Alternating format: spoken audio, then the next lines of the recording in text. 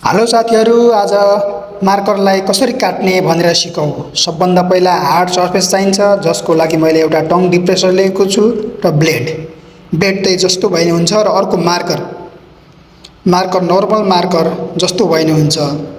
उक्त मार्करको टुप्पीलाई हार्ड सर्फेसमा सरिया राख्ने र ब्लेडको सहायताले उक्त मार्करको टिपलाई यसरी एकतर्फबाट छर्के पर्ने गरी काटिदिने।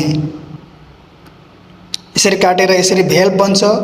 उक्त काटिएको भागलाई फेरि समतल सतहमा मजाले समतल पर्ने गरी राख्ने।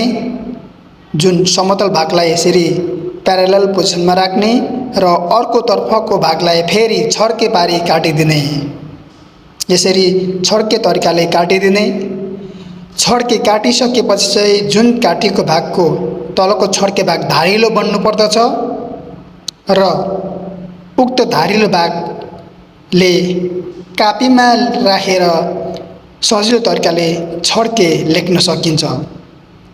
मुख्य गरी यो काटिएको मार्करलाई लेख्नलाई अभ्यास चाहिन्छ। सबभन्दा पहिला काटिएको छड्के भागलाई कापीमा राख्ने र अर्को छड्केतर्फ तान्दिने। यसरी धारिलो भागलाई बसाउने र छड्के बनाउने। यसरी फेरि छड्के भागलाई यसरी राखिदिने र यसरी घुमाएर यसरी लेख्न सकिन्छ। यसरी सजिलो तरिकाले काटिएको मार्करले लेख्न सकिन्छ साथीहरू।